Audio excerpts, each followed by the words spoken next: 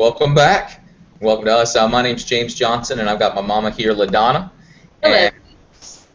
And we're here to talk about Game of Thrones and Song of Ice and Fire. If you haven't seen our videos, we've read the 5 books that are out thus far, and we've seen up to the end of the 5th season. And so we're going to be talking about spoilers and predictions, so you might want to watch out if you haven't read them or seen them. This particular video is going to be about the Tower of Joy. We've got a couple of things we want to talk about. My mom's got one particular thing that she'd like to talk about, and I'd like to as well, so we'll get to that shortly. About the Tower of Joy, we are generally talking about the fact that the Tower of Joy is a hidden moment. We are kept from knowing what ultimately happens at the Tower of Joy, and that gives Martin, and he's presented it as definitely one of the central mysteries, and that gives him a potential to create a lot of stuff going on at the Tower of Joy that we would not expect. R plus L equals J is a central aspect of it, but I think that is the tip of the iceberg. So I'm going to start this out by reading the portion of the novel of Game of Thrones where Ned has his fever dream. James, can I just say one thing? Yeah.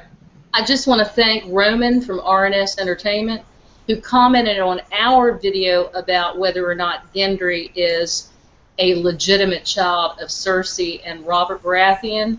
Roman took that concept and he expanded and expounded upon it by saying that Gendry fits the mythological role of Hephaestus, who was a child of Zeus and Hera. And I want to thank you, Roman. You disabled comments, and I could not thank you, but you did a great job, and it was beautifully presented. Thank you very much. And James, you're going to put both of our links, his and ours, in the comments below? Correct. I'll put a link to RNS's video and a link to our Gendry video so that those can be combined. And from the bottom of my heart, RNS, that was a beautiful video, and it is a sincere compliment that you did that. I greatly appreciate it. And again, you can find that link at the bottom. All right, so I'm going to start with the reading. He dreamt an old dream of 3 knights in white cloaks and a tower long fallen, and Lyanna in her bed of blood. In the dream, his friends rode with him as they had in life. Proud Martin Cassell, Jory's father, faithful Theo Wool, Ethan Glover, who had been Brandon's squire, Sir Mark Riswill, soft of speech and gentle of heart, the Crannogman Howland Reed, Lord Dustin on his great red stallion. Ned had known their faces as well as he knew his own once, but the years leach at a man's memories, even those he has vowed never to forget. In the dream, they were only shadows, gray wraiths on horses made of mist. They were 7, facing 3. In the dream, as it had been in life. Yet these were no ordinary 3. They waited before the round tower, the red mountains of Dorne at their backs, their white cloaks blowing in the wind. And these were no shadows. Their faces burned clear, even now. Sir Arthur Dayne, the sword of the morning, had a sad smile on his lips. The hilt of the great sword Dawn poked over his right shoulder. Sir Oswell Wynte was on one knee, sharpening his blade with a whetstone.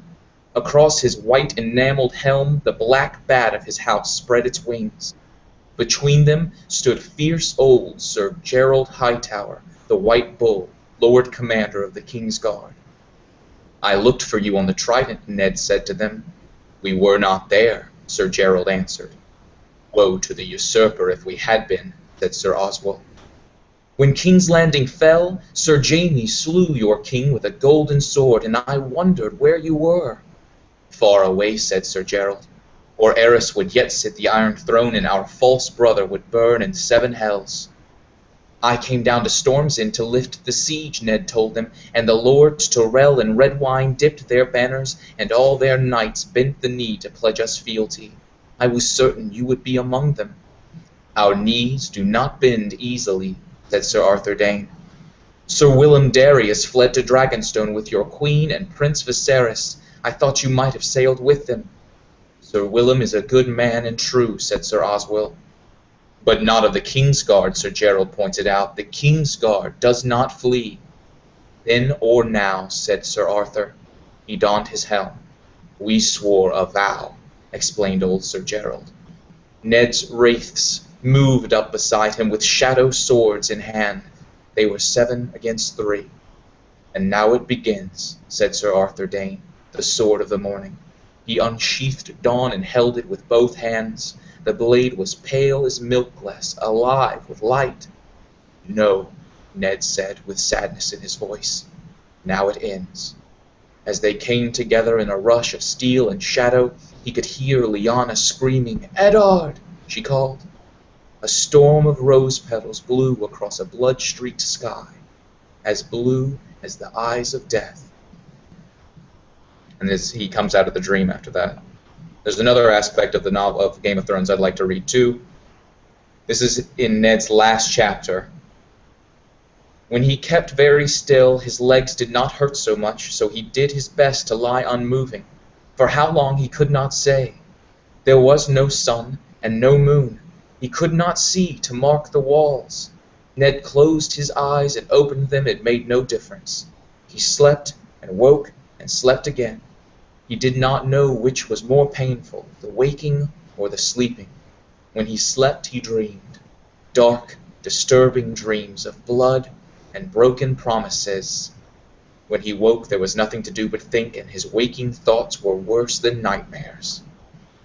All right, so that's the Tower of Joy, and in the second aspect, you can hear Ned say that there are broken promises. Now, that doesn't necessarily deal with the Tower of Joy, but it certainly has to do with his past, and the Tower of Joy is central to it. And now, if Mom wants to, she can go off on the initial point we like to make, that we are now kind of in agreement that this is probably true. All right. This is going to cause a lot of dissent, and I know there will be a lot of comments, both pro and against, maybe even more against, and that's fine, and we understand that. So this is, I'm not going to call it a crackpot theory, but it's one that you've got to really delve deep to get to. Is it true? We don't know, but we'd like to draw some threads together. There is a distinct possibility that Jon and Dany are not nephew and aunt, but that they are twins. Now, there are reasons why people dispute this, and we're going to talk about those reasons, and we're very familiar with them. However, let me go back and say this. Alfie Allen, who plays Theon Greyjoy, in an off-the-cusp interview, said, he made a reference, that there is a Luke Skywalker story going on somewhere in here. And I think he made a very big error saying that, and I don't think he was trying to mislead. I think it was just something he said spontaneously. So we're going to posit the theory that Jon and Dany may have well been born together to Lyanna and Rhaegar at the Tower of Joy. And we have evidence for it. And we're going to talk to you about it, and then we're going to talk to you about the cons as well. And you all make your own decision. But having said that, if indeed they are twins, then when Ned got to the Tower of Joy, he had to make a decision. He had to promise Lyanna, and I don't think any of us dispute that Ned would have promised Lyanna to protect her child or children one way or the other. The protection of children is cast throughout this entire epic series. And the people who don't protect children, all of us tend to kind of cringe at, because it's a natural animal, human as well, instinct to protect your children among most species. So, if Ned were to make these promises, now remember, this is said a few times throughout it in Ned's thoughts, that he made promises and he kept his secrets in plural, not secret, not promise, plural secrets and promises. If we say that Jon and Dany are brother and sister, don't talk about timelines yet, folks. I know you're knee-jerking. We're going to explain it, possibly. If we presume that they are twins, fraternal twins, how would Ned protect them? First, he's going to look at the appearance of these children. Jon has the dark, Cedar-strong, Starkian kind of hair. Dany obviously has the Valyrian physical traits. How would Ned protect Dany? He can't. Not by taking him north. because there aren't any people up there that look like that except maybe Val, and that's another question about what Val is. Leave her out for a moment. He knew he could probably take Jon. He looked Starkian or First Manish or whatever. But Dany's the problem. He can't disguise her violet eyes, and he can't disguise that pale white hair. Who would he give this child to protect? Now, if I can reference something that happened in the show alone, when Ned and Robert have that council meeting where Robert says he's going to go and kill Dany, Ned gets extremely upset about it. Really upset. Now, for a while we thought, oh, you know, he just doesn't like Robert because he's willing to kill children. I think it was more than that. I think Ned was truly concerned that Lyanna's daughter was going to be destroyed by Robert Baratheon. So who could he take this child to? And we'll go back to the Tower of Joy and what might have happened there. Is that okay, James? Yeah. I'm going to posit that the only person nearby, and he needed to protect her nearby, was in Dorne, where the Tower of Joy was. Now let's talk about some mysteries in Dorne. He wouldn't have necessarily taken her to the Martell house, because if indeed it is Rhaegar's child, there might have been some hard feelings about taking Rhaegar's, quote, illegitimate, which I don't think they were, but, quote, illegitimate children to Elia Martell, his wife's family. But he did have one house in Dorne that he trusted, and that's House Dane. House Dane is the home of Ashara Dane. It is also called Starfell. Why would he take her to House Dane? How would he hide her in House Dane? Well, first of all, Brandon Stark and Ned kind of had a thing for Ashara Dane. Barristan Selmy did as well. So she must have been not only beautiful, but I would think an honorable woman. House Dane, you could argue, has dark-haired people. Ashara Dane is classified as almost the Elizabeth Taylor of Westeros in the books. She has dark brunette hair. She's one of the best beauties in the world as they knew it. And she had violet eyes. Now you're going to say, well, how could Ashara Dane possibly protect her? Dany doesn't look like her except for the violet eyes. Well, the interesting thing is that if you research the people around House Dane, they are varied in hues. Some of them have dark hair, some of them have pale hair, and some have violet eyes, like Ashara. Not only that, but do you know that Arthur Dane is never actually fully described in the books? If Arthur Dane, and it's interesting because people who have drawn him in fan art picture him as looking a lot like Valyrians. So if Ashara Dane had the violet eyes and her brother had blonde hair, she could pass that child off as her child. Now,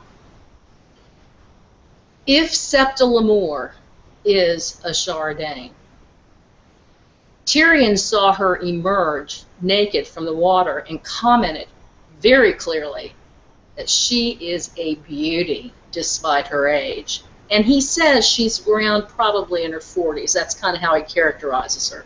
Late 30s, early 40s. He doesn't say it, but she's older. And she has childbirth stretch marks on her stomach. Now, it was theorized that she may have gotten pregnant with Brandon Stark's child when he seduced her at the tournament, I believe it is, which kind of upset Ned, but whatever.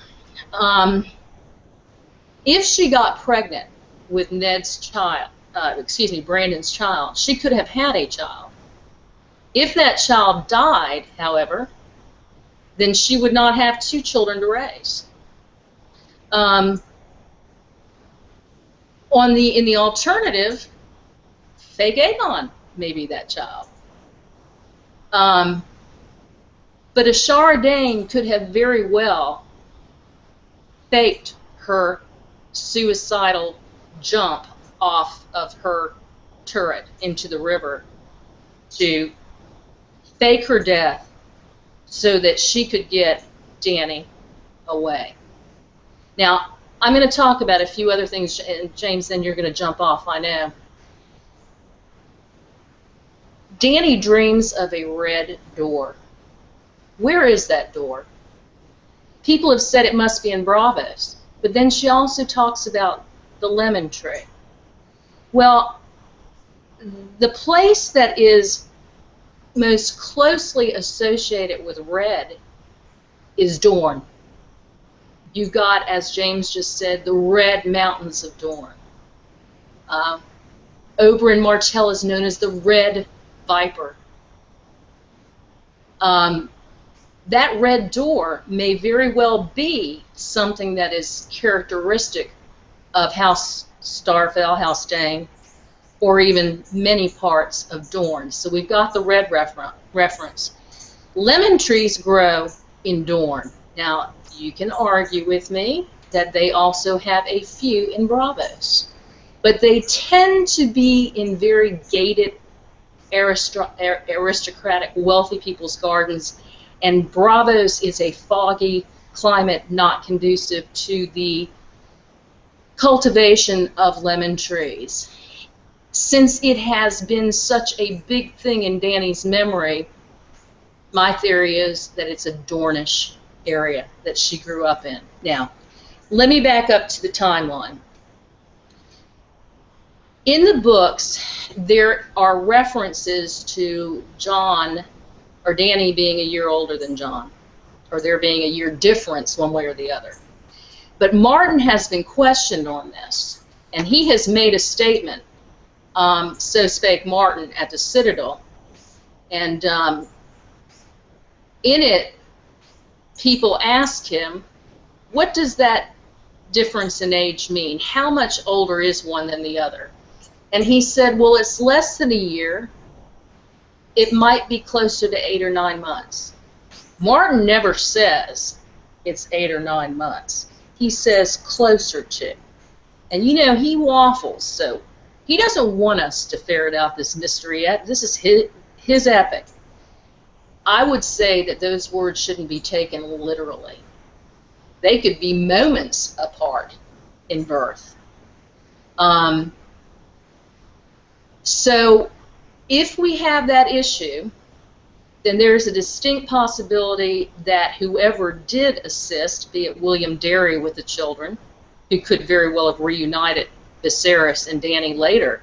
Viserys isn't that much older than Dany. What does he remember? And anything he does remember has probably been filtered by what people have told him. So those are some of the initial concepts. James, I think you might well go into some of the more pertinent things about Martin and those lemon trees. Yes. I have a couple of things I'd like to respond, but I'll go ahead and go to the lemon tree. So there's the mention of the red door and the lemon trees. Well, lemon trees, they are citrus, and they need arid climates, and that would be southern. So Dorne seems prevalent, but more importantly, there's actually a quote from Martin. He was asked on his live blog, I'll read this to y'all, but there it's up here. It says, somebody asked Martin, Dany remembers a lemon tree outside the house with the red door in Braavos. But citrus trees shouldn't really grow in Braavos' cold, foggy climate. Is this discrepancy significant? Does it point to future revelations about Dany's past? Thank you so much. Here's Martin's reply. Very perceptive of you. Yes, it does point to ... Well, that would be telling. You can see it there, and I'll put a link to that particular thing in Reddit. But so Martin, and I mean, again, we can't take anything Martin says literally, and if y'all wrote an epic that was this accepted by the populace and you knew that there were secrets to be revealed, you wouldn't reveal them. I mean, that's defeating the purpose. You want to egg people on, but you don't want to reveal it, and better safe than sorry by not responding at all. But if you were to name a single place in all of Planetos, whatever you want to call it, which is actually referred to as Earth in one of the like side things, but if you want Planetos, where would they grow? It would be Dorne. And that's my personal opinion, but that's just obvious that that's where it would occur. Is it okay if I add a couple of things to what you said, Mama, to support it? Oh, yes, please. Okay. Another aspect of it is Mom mentioned the seed is strong. Well, that's kind of the point at the beginning, in the first book, that Baratheon bloodline has two strong the genotypes are too dominant for another bloodline to change the hair color. But the Targaryens aren't like that. We have history of the Targaryens having different hair color depending on who they breed with. And wouldn't it be a good juxtaposition for a Baratheon's child to be required to be dark-headed, whereas the child of a Stark and a Targaryen, you get one of both. You get a blonde-haired, violet-eyed, and you get a dark-eyed, dark-haired child. In addition to that, Ashara Dane. She mentioned that Ned trusts Ashara Dane. It's not that he trusts her with his life. It's that he trusts her the way he trusts Arthur Dane to protect the kingship. And they have a lineage that is oathed to do that. But whoever they believe the prince that was promised her, Azor Ahai, somebody, they're supposed to protect somebody. And Dawn is the sword that represents that. So when he brings if he brought Dany to Ashara Dane, it was because not only does he trust her, but Arthur Dane died for Rhaegar and this child, and swore an oath in one way or another to protect this child. And so in a way, she is carrying on her brother's oath. And it makes a lot of sense for him to take it to her, plus the hair helps with that. And Ashara Dane supposedly did have a child. Now, that could have been a stillborn child. It could have been a child that she lost later. It could be a child that's still alive. Mom suggested Fagon, but we're both of the opinion that Fagon is a Blackfire and a result of Varys' own child. Varys is a Blackfire. That's the child. That's my opinion. But beside the point, because the child of Ashara is irrelevant. Because whether she had one or not, if people think she has one, that literally could have been Dany that they thought she had, and she lost it because she had ferreted it away to keep it safe, which is how it ended up with Viserys, which I'd like to add, literary-wise. By Martin putting Viserys and Dany next to each other, we automatically presume that those two are, that when he says brother and sister, well, no, we'll never question it. Brother and sister, because Viserys was with her. But Ashara Dane could easily have sent Dany off to be with that individual, especially once Robert is started his continuing vendetta against the Targaryens to end any possible Targaryen still alive. Another huge one that supports it is the foreshadowing, and I say huge one, it's all foreshadowing, we don't have a clue. But another thing that supports it is the quote that we hear about Dorne, which is, "We don't hurt little girls in Dorne." If this ends up true, we're going to reread that and think, well, that was fucking obvious right there. We don't hurt little girls in Dorne, because they didn't. They kept, whether it's the Martells, and I don't think we clarified why the Martells would not be the best choice to give Dany to, is because the Martells had, Rhaegar's original wife was a Martell, and by being with Lyanna, as Oberyn says, it seemed like an affair more than anything else. But we don't hurt little girls in Dorne. Also about the birth order, I can't speak to the timing as much as Mom can, but in truth, the only reason we base that timing at all is because of the supposed birth of Dany at Dragonstone. If that child that was born at Dragonstone was stillborn or not born, then the date of that Dragonstone birth is what we're comparing Dany's birth to. That's a lie.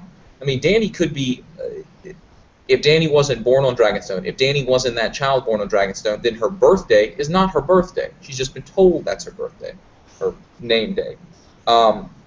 But another cool thing about the birth order, and Cersei makes a huge deal out of, I came first and Jaime came on my leg, if, as we believe, Ned came into Lyanna's room and found Lyanna having already birthed these two children, and Lyanna then dies, no one knows who was born first. No one knows who was born first. Not Dany, not Jon, not Ned. No one. So Jon and Dany are juxtapositions. And also, and I don't have this, and it doesn't fit really. But another thing is that in Ned's fever dream, one of the last things he says, and he doesn't know how long he was there when they found him. They found him. Who's they? Howland Reed was the only one that survived other than Ned. Possibly Arthur Dayne survived as well, which I'll get into it in 10 minutes. But they found him. Now, those babies can't crawl, but the fact that it might have been the babies, the two children that found him. Now, I'm not suggesting that. It's just another thing to think about. Those are the main aspects I wanted to add to that particular part. But the significance of Jon and Dany being twins is huge. It's not just huge in an allusion sense to Star Wars, which I can get to in a minute. In Star Wars, if you're not aware, which would be odd, but if you're not aware, and I'm going to be spoiling this, but Luke starts out with a message from Leia, who he's never met, who he doesn't know, who he's been told is a princess, and he relays the message and ultimately saves her. And it's not till the third movie, the last one, that we find out that they're brother and sister. And Luke figures it out on his own through Obi-Wan's insinuations. And it's only after he realizes who his father is. But the juxtaposition of twins is a huge thing amongst Targaryens. It's referenced repeatedly. And not just that, but the possibility of wedding them. But the twins are not just a Targaryen thing. They're also Jaime and Cersei. And Jaime and Cersei are twins, and we believe that they're Targaryen children. They're Aerys and Joanna Lannister's children.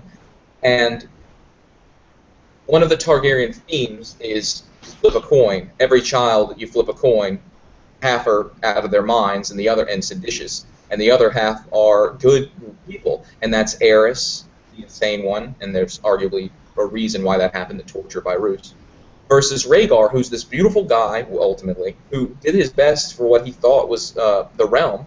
But it's also mirrored in Jaime and Cersei, who, since we believe they're Targaryens, Cersei is obviously immoral and is growing insane with every moment. Jaime, on the other hand, is truly, whether he's doing it well or not, is truly trying to do what he thinks is best. And he's learned a lot of lessons. And arguably, it's Cersei that kept him down, Cersei and his father. But so it's easy for us to point to those if we find out they're Targaryen and goes, okay, that's the flip of the coin. Cersei is insane, and Jaime is a good person who was just brought down by the insanity. But if you've seen our videos, there's the whole idea of Dany joining the Night's King and being juxtaposed with Jon, who's the representation of free will and the sufferings of life, while Dany and the Night's King are the representation of immortality without suffering, but no free will. Well, that is it is literally the two sides of the coin that we face at the end of these books. But in that sense, it's arguably, and the only way it works is for Martin to set it up this way, it's arguably not easy to point to one and go, you're insane, and the other one to say you're moral, because they're both, arguably, noble choices. One is peace, the other is not, but free will. So that is literally the twinning and the flip of the coin, and it makes a hell of a lot of sense. I've got more to add, but I think that you might want to add. You might want to add a little bit, and I'm going to go into this in a little bit. But in my opinion, Rhaegar's still alive, and I'm going to get into the specifics of that in a minute. But in my opinion, Rhaegar's still alive, and that's Star Wars all over again. Jon has been set up against, in my opinion, Mance Rayder. It doesn't matter who he is, but Mance Rayder, in my opinion, is Rhaegar, and Jon's been set up with him. He's met him, and he's kind of been juxtaposed with him. He's been set against him, and also treated with him. And if at the end he finds out that that's his father, and not only his father, but his twin's father, that is Star Wars. Rhaegar, it turns into Darth Vader. He was the best. He was everything. He was passionate. He could have been great, and he turns into this juxtaposition. Now, he's not Darth Vader because he's not as evil, and he's not answering to Emperor Palpatine. But that illusion is easily there. And I've got more to add on the Rhaegar thing since we're doing Tower of Joy. But, Mom, talk more about Dany. Okay, I want to correct you on one thing because I did go and reference this because I wanted to see if there were twins in the Targaryen line. There are not. So I think that was like a something to throw us off. Don't bother looking it up, James. I want you to do one thing for me. I posted the link to your Facebook thing. Can you put that up on your screen about Martin? You're incorrect. Am I? Yeah. All right, explain. There's multiple, but one I'm finding right now is Rhaegal Targaryen was married to Lady Alice Arryn, and they had 3 children: the twins Aelor and Alora, and daughter Daenora. Now that's just one, but my point ultimately is that there are multiple instances of Targaryens having twins. I stand corrected. Thank you. James, would you go now to your Facebook thing and put that link up? I don't know how to do it, where it is the link where Martin talks about the time difference, and it says John's older. Would you put that link up on screen just so people can see it and reference it so they don't think I'm shooting a bunch of crap out? Absolutely. The Citadel thing? Yes.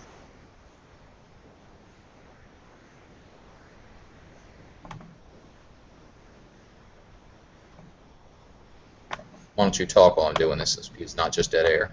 Okay, I will speak for just a moment. There it is, honey.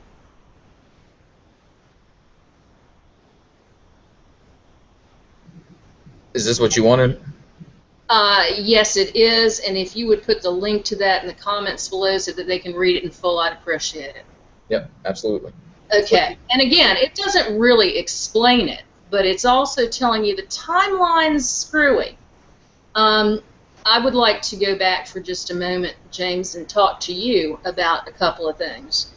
You mentioned Dragonstone and the mythology of whether or not Rhaella was pregnant and had Dany at, was it Dragonstone or Storm's End? I can't remember where she was born. At any rate, yeah, I think it's a myth. I think it's a myth. So you can argue with me or not. It doesn't really matter. None of us know. But I do think, James, going back to the Star Wars reference, if Dany ends up being the one who goes over to the Night's King submission role, then the Darth Vader figure to her would be Rhaegar. Because Rhaegar is trying to give free will to the people, and he says, all I ever asked was the right to make my own decisions. That is free will. Mistake. Mm-hmm. To remake my own mistake. My own mistakes. Or decisions, yeah, and my own mistakes. And this goes back to Dany's statement about, I'm not going to stop the wheel. I'm going to break the wheel. Now, that's subject to interpretation, of course, but if what she means is, I'm going to stop all the insurrection and houses rising against each other and the infighting and all that stuff, breaking the wheel means breaking the people's free will. Because if she stops it, she's going to stop everybody's individual aspirations. Breaking the wheel sounds marvelous, but in essence, it's very much what the Bolton House is. Where he says, a quiet people, a peaceful land, a peaceful kingdom, a peaceful kingdom, a quiet people. Well, in our Constitution, that is essentially what is called the chilling effect. That if you make laws that prevent people from moving or aspiring or something, you keep them oppressed. I mean, that is the chilling effect. And that is verboten in a free society. So I like Dany, and Charlie in Westeros, my hat's off to you. I think that this is the Song of Ice and Fire. I mean, I don't think Dany's inherently evil, but I think that the choices she's going to make will deal with the narrative dichotomy between submit under me or continue to exert free will, which is what Jon's going to do. So I think it's going to be fascinating, and it makes sense for them to be twins. They don't have to be, but I like it. I like it too. About the breaking the wheel, that also, and we've done too many videos of it to to veer off too much, but the breaking of the wheel, it's literally the idea that there are houses that end up on top. But it's not just houses, it's literal individuals, because it's the birthright or kinsmanship. All of that ends up with new people ending up on top, and then you get the wars as well. The only way to truly break the wheel is to have one person immortal in charge. That's the only way to break the wheel, and to keep other people from fighting it. But let's not get too far into that. Which is feudalism. Which is feudalism, and the narrative really is talking about the Renaissance is coming. Where people can arise and not have to deal with the king. That people have some independence in themselves to rise and be ambitious. It's the middle class, the idea of the middle class. Separate from mercantilism, it's the instead of there being a ruling class that consistently rules and a lower class that can never aspire, it's the fluidity, and not just of individuals, but of ideas as well. The marketplace of ideas. All right, so if I can move on a little bit to another aspect of the Tower of Joy that I'd like to talk about, which I've talked about before, but in a much longer video.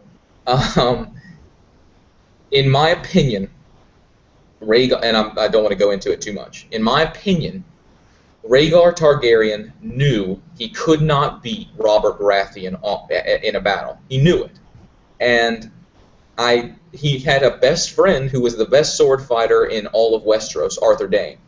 And Rhaegar is a fan of reading and research, and I don't have an answer for how he was capable of doing it. But if you buy in that Rhaegar was capable of glamouring himself, just once, that's all he needs, but if he's capable of glamouring himself, then it would make a heck of a lot of sense for him to switch places with Arthur Dayne, for Arthur Dayne to fight in his place. Explain glamouring for people who haven't read the books, because they haven't seen much of it. True, you haven't seen it at all in the TV show. Glamouring is the idea of making yourself appear other than you are. The closest, if you're just a TV watcher, the closest thing I could say is in the way that the faceless men are able to change their face. Imagine that it's just magic, and that you appear to be someone else. And in the books, it makes it so that if you're wearing that person's clothing, you appear more like them. If you have their weapon, you appear more like them. But the more you pull it away, the less you appear like them. So it's a magical disguise. Instead of it being a literal disguise where you put on a mask like Varys does in the catacomb or in the dungeons, it's a magical mask. And we're of the opinion that Melisandre is doing something similar to herself, because she's actually really old and arguably dead, and that makes it so that when Stannis fucks her afterwards, we go, oh my god, he fucked a dead lady, a decrepit dead lady. And Rhaegar is glamoured in the books at least once. We've seen him be glamoured. Yes, we did. I'm talking about Mance Rayder. I mean, Mance Rayder. Yes. Hold up, Mama. Okay. So we did really well without that happening until, how far are we into this? Okay, so glamouring is the idea that you can use magic to make yourself appear other than you are.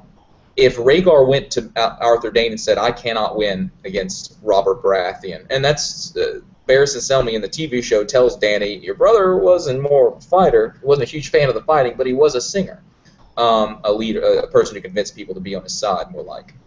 If Rhaegar went to Arthur Dayne and said, you got to fight for me, the only way for that to work is for them both to be glamoured, or Rhaegar glamours himself as Arthur Dayne, and Arthur Dayne puts on Rhaegar's armor, which is why when Robert Baratheon beat Rhaegar on the Trident, he wasn't killing Rhaegar, he was killing Arthur Dayne in Rhaegar's outfit. And in order for Rhaegar, as Arthur Dayne, glamoured as Arthur Dayne, to appear as Arthur Dayne, he would have to have the ancestral sword Dawn with him. So at the Tower of Joy, when Arthur Dayne is overcome, and they don't really explain how he's overcome, and in fact I've mentioned in previous videos that the number of cairns doesn't make sense. The number of piles of stones that Ned built after he pulled down the Tower of Joy to represent the dead don't add up. There's one missing, and people say, well, that's because Lyanna went back. Well, he brought a lot of the bodies back, I'm certain. But do you really want to carry a body back? Either he brought a lot back or he brought none back. And Lyanna's supposedly in the tombs, but those cairns are more representative than they are anything else.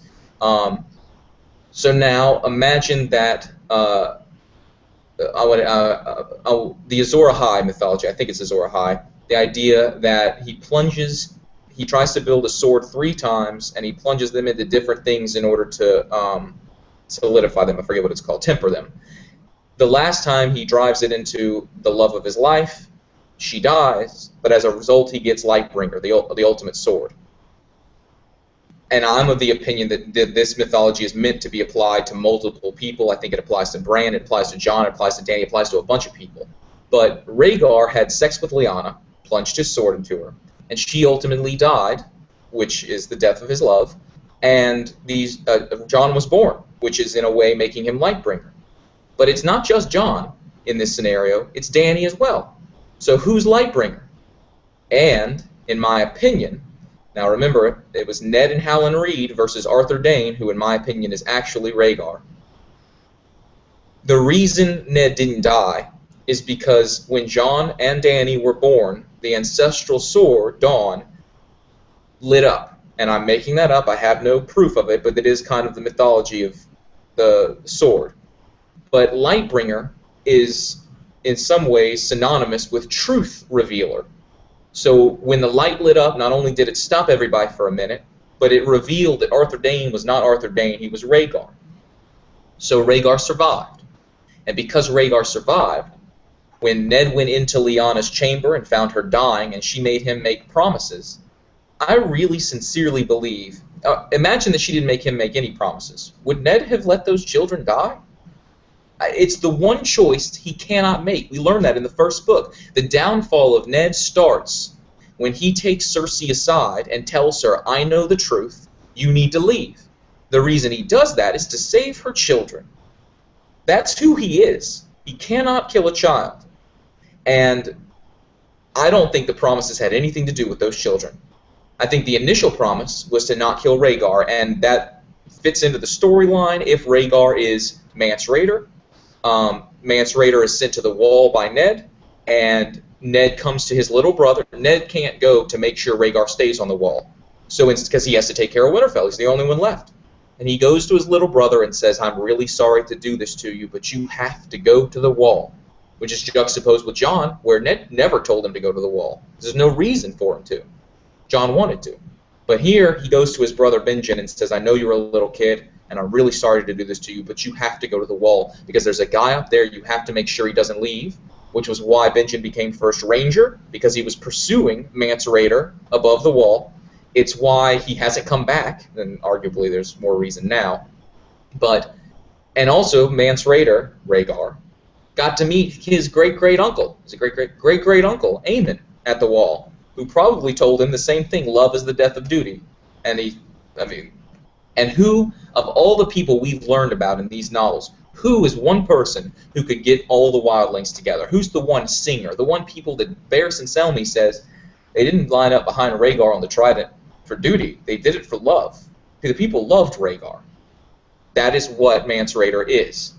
Now, my mom kind of disagrees with me, is kind of more not making an opinion on it, but in the books, the last thing there's a possibility that Mance is dead, but Mance at least got glamoured into being Lord of Bones before he ended up in Winterfell and arguably killed. I don't think he's dead, but he became Lord of Bones. In the TV show, if you are willing to suspend disbelief and go back and rewatch Season 5 and pretend that when Mance is burned, that it's actually Tormund being burnt, every scene with Tormund in it makes sense as if it were Mance Rayder later. So in my opinion, Mance Rayder is still alive in both the books and the TV show, and is actually Rhaegar, and that is the Darth Vader figure. Not that he's going to be evil, but he will be juxtaposed with Dany and Jon, and there will be a reveal later, making him the Darth Vader character.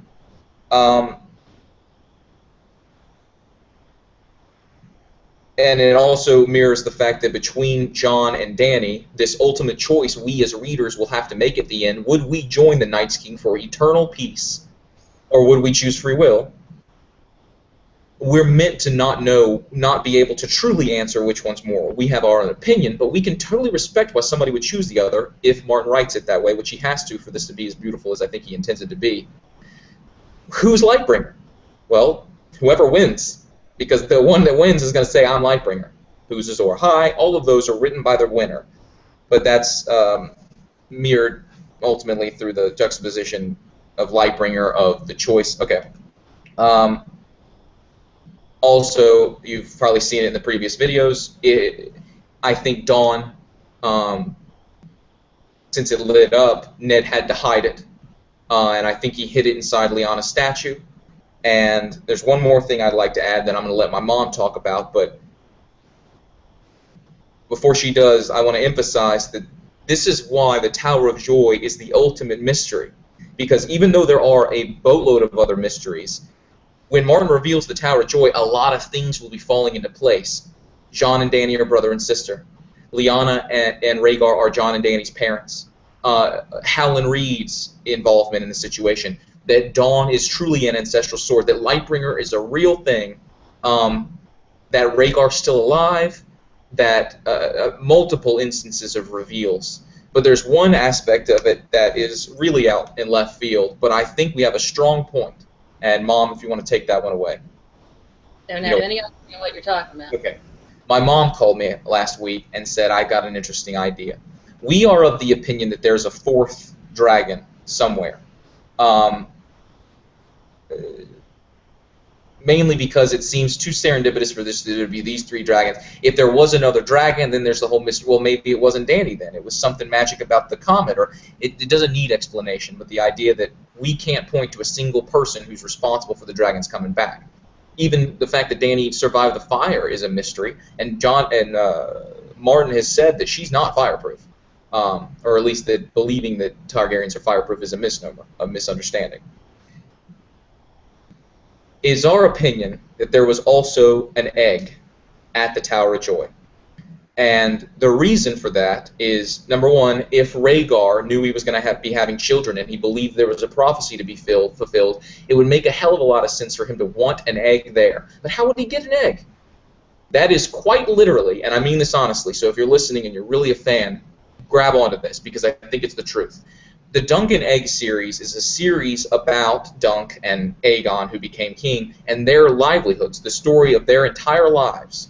Well, we know, in a way, what happens to them at the end, and at the end, Aegon and Dunk, Aegon's king and Dunk is the head of the Kingsguard, they die in a fire at Summerhall.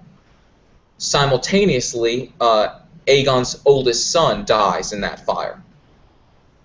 There is a bunch in the Dunk and Egg tales about actual eggs and how many are left and the fact that there aren't any more dragons. Why is Rhaegar spending so much time at Summerhall? Because he thinks there's an egg there, which would explain why there was some animosity between Aegon and his son, because Aegon told his son, you're going to marry so-and-so, and his son said, I don't love her, I love this girl. And his dad said, you marry the girl I tell you, or you leave. So his son left. And his son came back, and that's when the fire happened. And I would not doubt that there's some aspect of that where his son was mainly angry that his father did not give him an egg. Dad, I'm the next ruler. You have got to give me the egg. And then the fire broke out, which we're ultimately going to lead to in the Dunk and Egg tales, and Rhaegar found it.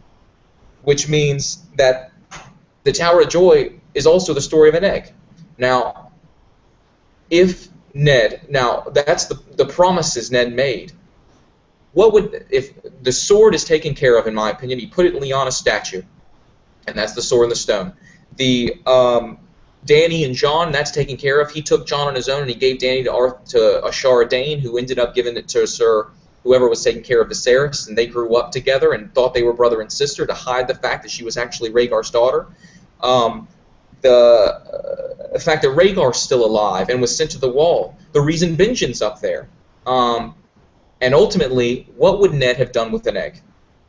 I don't have an answer to this, but just like the Arkenstone in The Hobbit, the idea that it's lost in the treasure, I think Ned might have, and it's just a proposal, but Ned might have taken that egg, knowing that it was the symbol of all the things that had happened at the Tower of Joy, And in the same way that he hid the sword in Lyanna, he hid the egg. He tossed it down into the catacombs, as deep into those caves as he could have. And that, in my opinion, is the fourth dragon.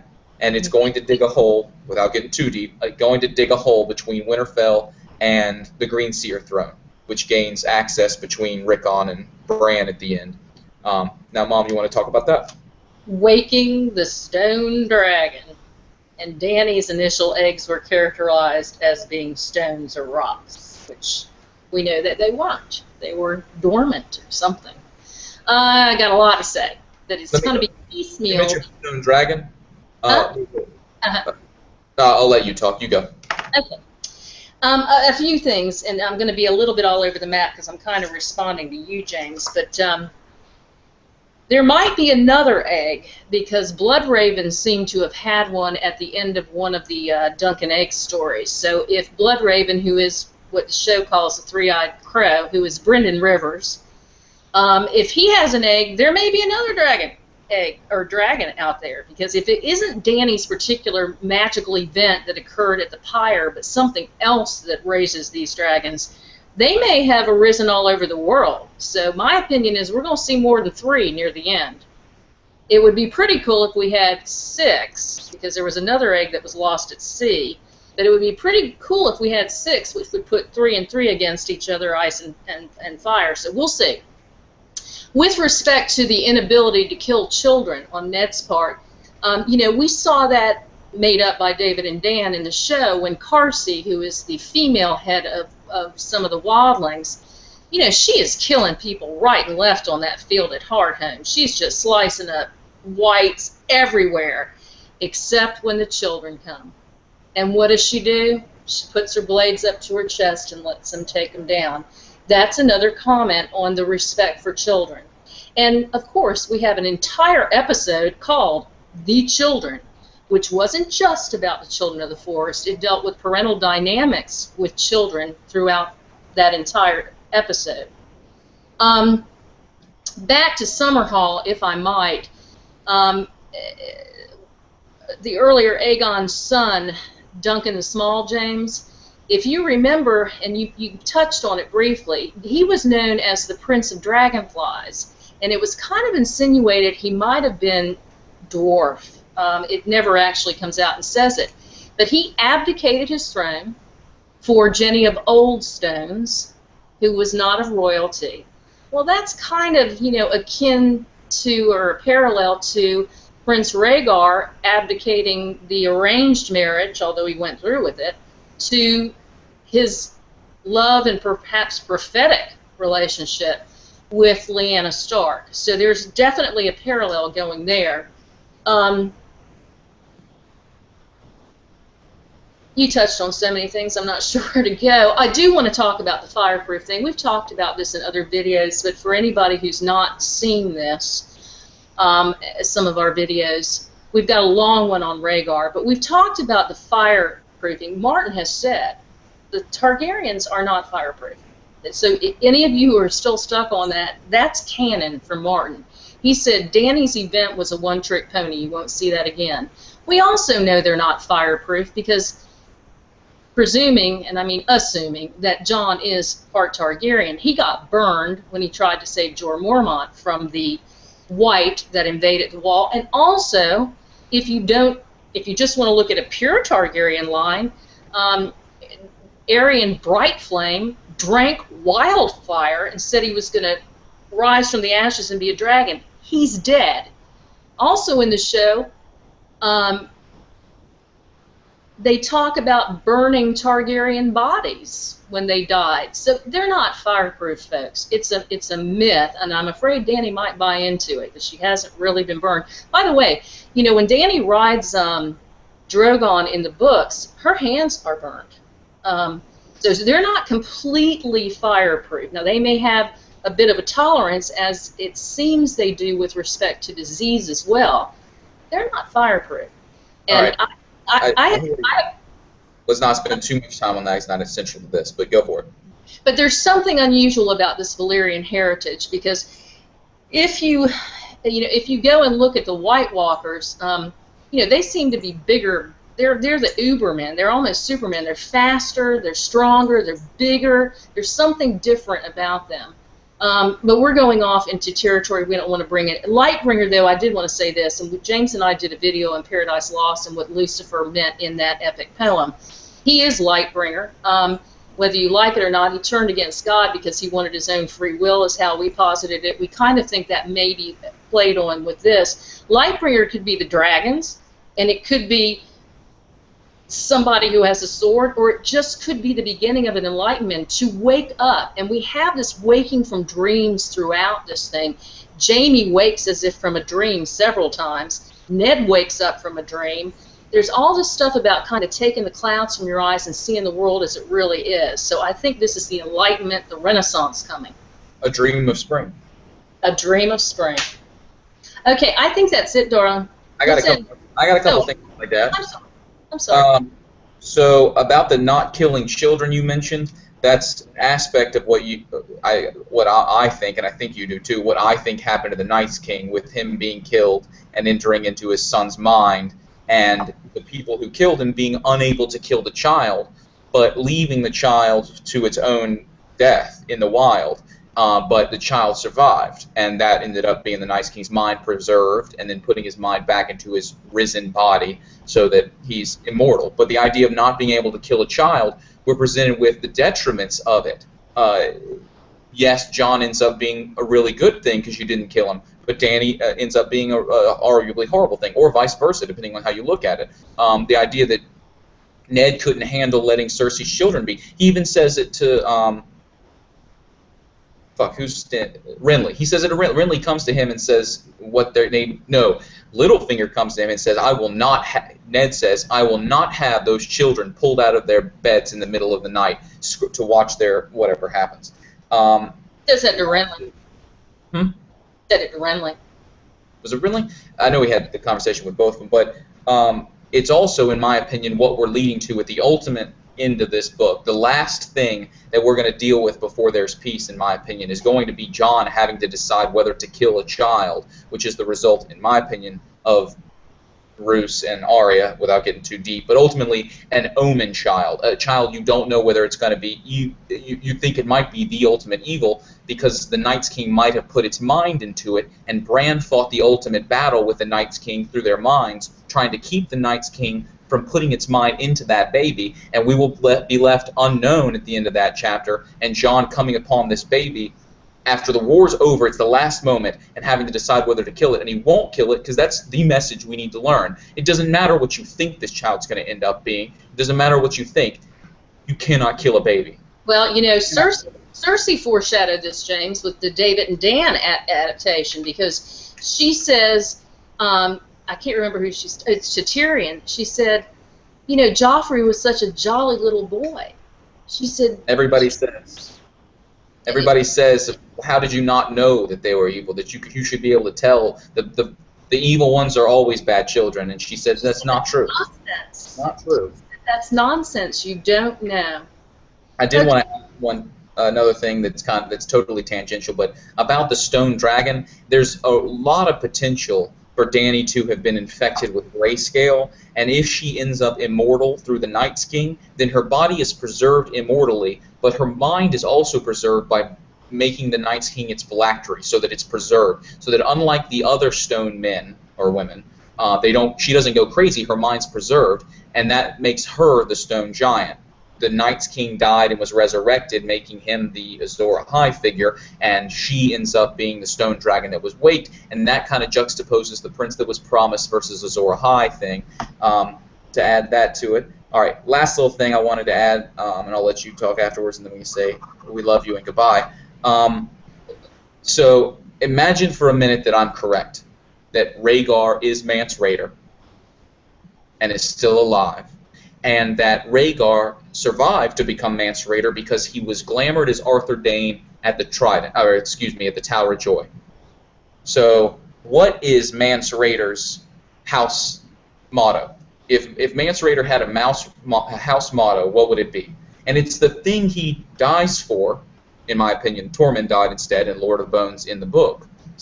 But the reason he knew he had to die was because he had to solidify this message to the people. Freedom! Which is ultimately freedom, and I think it'll be Jon Snow's house motto at the end of this.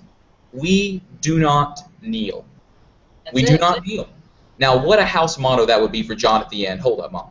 Okay. What a house motto that would be for Jon at the end. We do not kneel. Because it's as a king saying, we as a people do not kneel. Not just against the Night's King, but to each other.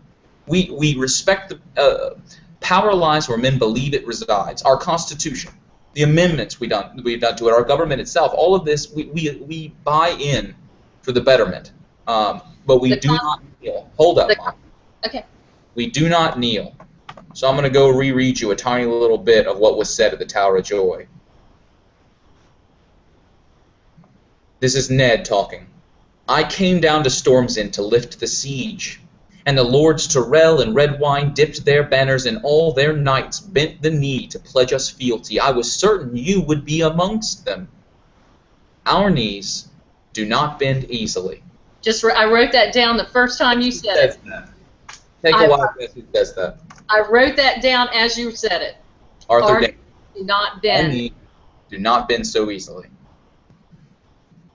All right. Now, I want to address the Mance Rayder / Rhaegar Targaryen thing. I absolutely believe this. What I don't think is going to happen is that he's still alive in the show, and I'll tell you a number of reasons why. He's definitely alive in the books. I don't think he's alive in the show because I think this is about the younger people ending up having to renew the world themselves, like Ned had. Don't shake your head. I'm going to do it. I'm not interrupting you. I can shake my head. I know, but I think that the young people have to regenerate the world. Like Ned, I think Rhaegar has to go. I don't think his staying around longer makes much difference in the long run. So either way, I don't care. I will say this. Have an aneurysm over here. We've mentioned this before. In case you guys don't. I get a chance to respond to that before you talk. If you're going to change the topic. I'm not. Go ahead. Remember that Mance Rayder invaded Winterfell before. I'm sorry, I'll shut up. I'm interrupting you. That he actually played the music when the Lannisters and the Baratheons came to visit way back when in Game of Thrones. He was there playing the music. Why would he go to Winterfell? Maybe because his son was there. That's all I have to say about that. If you go rewatch the scene where we first in the television show get introduced to Mance Rayder, the moment when we see him for the first time is when Jon is in the tent at the Wildling camp and says something about his father, and it cuts to Mance Rayder and he looks up. Now we don't know it's Mance Rayder at the time, but it soon becomes him. And as to what my mom said about that they cut him, Jon has to learn. The whole point is for them to see his father and to learn a lesson from his father. They can't cut him. If we're right that Rhaegar is Mance Rayder, he has to be alive. He has to be alive. Number one, and the most important, is he has to be alive because he has to teach Jon his lesson. There has to be a juxtaposition between their positions, and the reveal ultimately makes it so that Jon's faced with the fact that his own father, and Oedipus on the road. Oedipus kills his father on the road, and I mentioned that in a previous video. Rhaegar has to be alive for that reason. But and I don't think, in my mind, and I don't have any proof, Rhaegar is without a doubt, or Mance Rayder is without a doubt still alive in the TV show. Hold up, Mama. You're going to make me lose my train of thought. That is my word. Yeah, that's not true. Rewatch this. So the other reason is because we have not gotten glamour introduced in the television show. So if glamour is going to be a thing at all, to affect Melisandre, to affect the fact that Arthur Dayne wasn't really at the Tower of Joy, then it has to be introduced. And the way it's introduced in the television show, or excuse me, in the books, is by Mance Rayder being glamored as Lord of Bones. So I would love to make a bet. I'm not a betting man, but I figuratively bet you that in next season it gets the reveal that Mance Rayder's still alive. Well, one way or the other on that, and we'll agree to disagree, but one way or the other on that, the showrunners have held back a lot of this magic. a lot of it. We've gotten glimpses of it in the show. We haven't gotten the warging abilities of Arya yet, which is coming. There are a lot of things that are being held back, and I think it's brilliant because for people who aren't into fantasy, they might not have been watching the show if they were overwhelmed with magic. You know, the dragons are animals. That's, you know, but we haven't been overwhelmed with magic yet. It's coming. And now that everybody's bought in with the family intrigue and the historical intrigue and the political dynamics, then people will absorb it as part of the natural process of the world. So I think it's brilliant. Okay. I love you, Mama. You too, darling. Have a great day. You too, and thank you all so much for watching. Like, I know we can't make videos all the time, and we don't want to make videos that are poo-pooed and don't mean anything. So it's only when we think we got something that we come back, and of course when the television show's going on. So thank you so much for subscribing and watching. And the reason we do this is not just for us. We have the conversations on our own. We love the fact that y'all are watching this and enjoying it, and comments are more than welcome. I have a plot hole that people are going to talk about, and I don't have the answer for it, but I want to say that I want to mention it because I know it's an issue. If they took Arthur Dayne's helmet off after Robert smashed his chest in with a warhammer, why wouldn't they know it was him? They burned him. They either burned him or he's glamoured. I don't know. And his suit, and we know that the rubies washed up on the shore, so it's possible that they put him in the water. I don't. We are well, and another hole is how did Rhaegar learn how to glamour? That's another hole. How did he learn to glamour? But these are holes we're well aware of. We're not. We don't know. We're not in the. We're not in. Just think about it. With Martin, we have no idea what's going to happen. We just have our own opinions and love to be disagreed with. Love you, Mama. You too, darling. Have a great day. You too. Bye.